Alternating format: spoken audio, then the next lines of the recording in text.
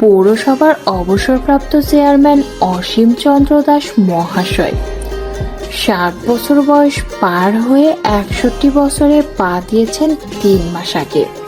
বয়স হচ্ছে তো, শরীরে বিভিন্ন গাঁটে ব্যথা, শীতটা জাঁকিয়ে আসাতে গা হাতে পায়ে বেশ ব্যথা।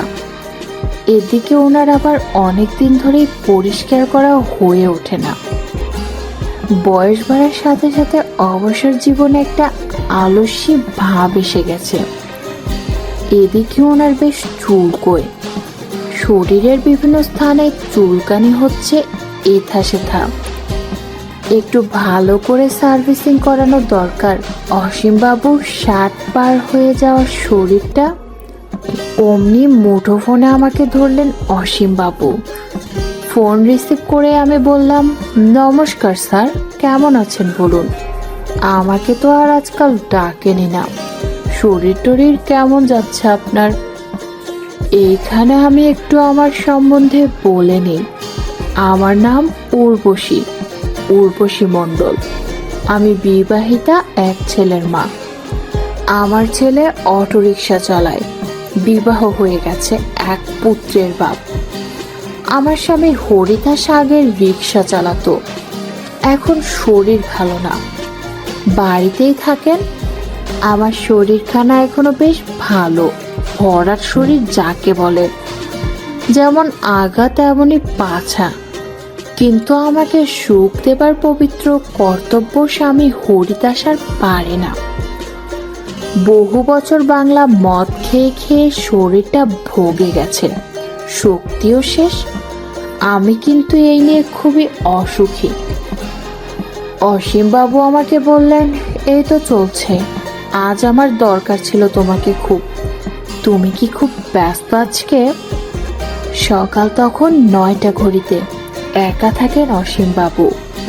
আমি গদগদ কণ্ঠে খ্যাস খেসে হাসি দিয়ে অসীমবাবুকে বললাম, ও বাবা, আপনি এতদিন পরে আমাকে মনে করেছেন, এতে যে আমার কি আনন্দ হচ্ছে স্যার। কখন যাব আপনার বাড়িতে? উনি আমাকে বললেন, এসো বেলা 11টা নাগাদ। আর শোনো উর্বশী, একটা কথা বলছি। আমি বললাম, বলুন স্যার। কোনো রকম লজ্জা শরমের বালাই নেই অসীমবাবুর। উনি আমাকে বললেন, আমার চারপাশে খুব জঙ্গল হয়ে রয়েছে, পরিষ্কার করে দিতে হবে তোমাকে। আমি হেসে বললাম, ইস, খুব কষ্ট পাচ্ছেন তাহলে। আপনি কোনো চিন্তা করবেন না, সব আমি নিজের হাতে সুন্দর করে করে দেব আপনার সেবা। এর আগেও বছরখানেক আগে আমি অসীমবাবুকে ভালো করে অলিভ অয়েল দিয়ে মালিশ করে দিয়েছি। স্যারের এই বয়সেও খুব স্ট্যামিনা। ভাবতে ভাবতে আমি যেন কিরকম হয়ে গেলাম। কিছুক্ষণ পর আমি ওনাকে বললাম, স্যার, আমি আপনাকে তেল মালিশ করে আপনাকে গরম জলে খুব ভালো করে স্নান করিয়ে দেব। আবার কোনখানটা গো মালিশ করে দেবে উর্বশী? অসীম স্বভাবসিদ্ধ ভঙ্গিতে খচরামি করে আমাকে প্রশ্ন করলেন। আমি লজ্জা পাবার ভান করে বললাম, ধ্যাত, আপনি না, সত্যি। আমি 11টার সময় আসছি আপনার বাড়ি, এখন ফোন রাখছি। এই বলে ফোন কেটে দিলাম। অসীমের শরীরে ততক্ষণে ভাব জাগ্রত হতে থাকলো, আমি আসবো কখন? এখন সবে সকাল 9টা, আসবে সেই বেলা 11টাতে, এখনো প্রায় 2 ঘন্টা দেরি। এসব ভাবতে ভাবতে অসীমবাবু অস্থির হয়ে একা একা বাসাতে পায়চারি করতে লাগলেন। পরনে উলিকোটের ফুল হাতা সাদা গেঞ্জি, খদ্দরের মোটা পাঞ্জাবি, নীল রঙের চেক চেক লুঙ্গি, ভেতরে বিগ বস সাদা ড্রয়ার কাটিং আন্ডারওয়্যার পরা। অসীমবাবু আমার কথা চিন্তা করতে করতে ক্রমশ তাড়িত হয়ে পড়লেন। মণিপুরি গাজার মশলা প্যাক করা সিগারেট একটা ধরিয়ে ছাদের রোদ্দুরে বসে আমেজ নিতে লাগলেন। উল্টো দিকে একতলার ফ্ল্যাট, রান্নাঘরে সাদা সালোয়ার এবং লাল টুকটুকে কামিজ পরে এক বিহারি গৃহবধূ রান্না করছেন, বোধহয় সরিষার শাক। অসীমবাবু মনে মনে ভাবলেন, উফ কি সুন্দর ফিগারটা, বছর 40-এর বেহারি গৃহবধূর, ফর্সা গতর, কোদলা কোদলা ডাব। এই বিহারি বউটা বেশ হেসে হেসে অসীমের সাথে আলাপচারিতা করে, কিন্তু একদম নিকট প্রতিবেশিনী বলে একে সরাসরি বিছানাতে নেবার কথা কখনো মুখ ফুটে অসীমবাবু বলতে পারেন না। 2 বাচ্চার জননী, স্বামী ঝাড়খণ্ডে কর্মরত। থাক ওসব কথা, এখন অসীমবাবুর মস্তিষ্কের রাডারে শুধু আমার নাম ঘুরপাক খাচ্ছে। হাত বুলোতে বুলোতে অসীমবাবু ছাদ থেকে সংলগ্ন ফ্ল্যাট বাড়ির একতলার কিচেনে বিহারি গৃহবধূকে মেপে চলেছেন। দেখতে দেখতে ঘড়িতে 10টা বেজে 20 মিনিট, এখনো 40 মিনিট বাকি। অসীমবাবু ক্রমশ অধৈর্য হয়ে উঠছেন। কখন আমি এসে অসীমবাবুকে কাজ শুরু করব?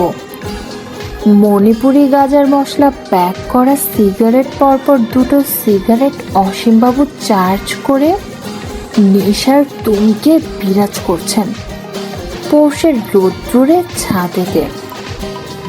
দেখতে দেখতে ঘড়িতে বেলা 11:45। অসীমবাবুর বাড়িতে কলিং বেল বেজে উঠল।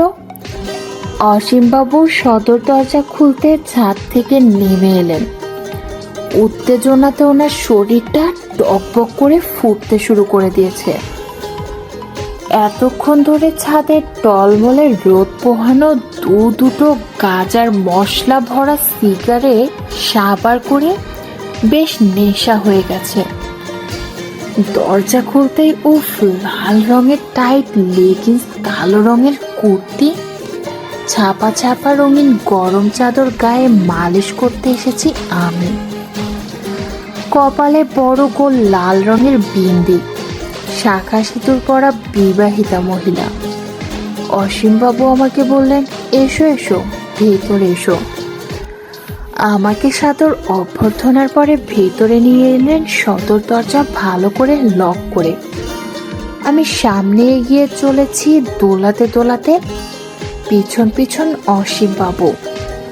ওনার এতক্ষণে এক পিস সিঙ্গাপুরি কলা হয়ে গেছে।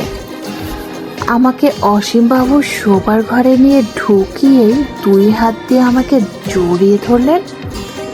ওহ স্যার, কতদিন পরে আপনার কাছে এলুম বলেই লজ্জা লজ্জা ভাব করে আমি অসীমবাবুর বুকে মুখ লুকোলাম। এরই মধ্যে আমি একটু হাসি মাখা মুখে ওনাকে বললাম, ইস স্যার, কি অবস্থা হয়েছে এটার। দুষ্টুটা তো ফোঁস করছে। আপনি আমাকে নিয়ে যে আজ কি করবেন বুঝে পাচ্ছি না স্যার। খুব তাগড়াই জিনিসটা আপনার। অসীমবাবু আরেক খচ্চর, উনি আমাকে বললেন, কোন জিনিসটার কথা বলছো খুব তাগড়াই? আমি বললাম, আপনি যেন কিছুই জানেন না, দেখি ছাড়ুন তো এখন। অসীমবাবু তখন প্রচণ্ড তাড়িত হয়ে আমাকে বললেন, তোমাকেও দেখি 2 চোখ ভরে। আমি বললাম, না, তা এখন হবে না, আগে আমাকে কাজ করতে দিন। তারপর আমি ওনার ড্রয়ার থেকে লোশন এনে ভালো করে লাগিয়ে দিলাম। মিনিট 10 পর আপন মনে কাজ করতে লাগলাম। কাজ করতে করতে উনি এক সময় নড়ে চড়ে উঠতে লাগলেন। ওনার এই অবস্থা দেখে আমি অসীমবাবুকে বললাম, স্যার, এটা তো কথা শুনছে না। আমি যেদিকে যেতে বলি ও তো অন্য দিকে যাচ্ছে। স্যার বললেন, কি আর করবে উর্বশী, তোমাকে অনেকদিন পর দেখলো তো, তাই একটু লাফাঝাপা করছে। একটু আদর টাদর করে দিলে হয়তো শান্ত হয়ে যাবে। আমি একটু আনমনা হয়ে পড়লাম। মনে মনে ভাবলাম, স্যার তো আমার স্বামী হরিদাসের চেয়ে অনেক বড়, কত কিছু করার পরও ওকে জাগাতে পারি না, আর স্যার এটুকুতেই জেগে উঠল। আমি এবার স্যারকে বললাম, ঠিক আছে স্যার, অনেকদিন পর এলাম তো, তাই সুদে আসলে দিয়ে যাব। স্যার আমার কথা শুনে বেশ খুশি হলেন। আমাকে বললেন, উর্বি, তুমি আমাকে খুশি করলে আমিও তোমাকে খুশি করব, কথা দিলাম। এক সময় স্যার যখন পুরোপুরি দাঁড়িয়ে গেলেন, তখন উনি উঠে আলমিরা থেকে একটা 100 টাকার ব্যান্ডেল এনে আমার হাতে পুরে দিলেন আর বললেন, এই নাও, এখানে যথেষ্টই আছে, এটাতে তুমি নিশ্চয়ই খুশি হয়েছ, এখন আমাকে খুশি করো। টাকার বান্ডেল হাতে নিয়ে আমি আনন্দে আত্মহারা হয়ে গেলাম। আমি স্যারকে গড় হয়ে প্রণাম করে কাজ শুরু করে দিলাম। অসীমবাবুও উতলা হয়ে উঠলেন। আমি ওনাকে আনন্দ দিতে বিভিন্ন রকমের শব্দ আওড়াতে লাগলাম। যতই হোক, বয়স হয়েছে তো, তাই সেরকম খেলতে পারে না, একটুতেই খেলা থামিয়ে গপসপ করে।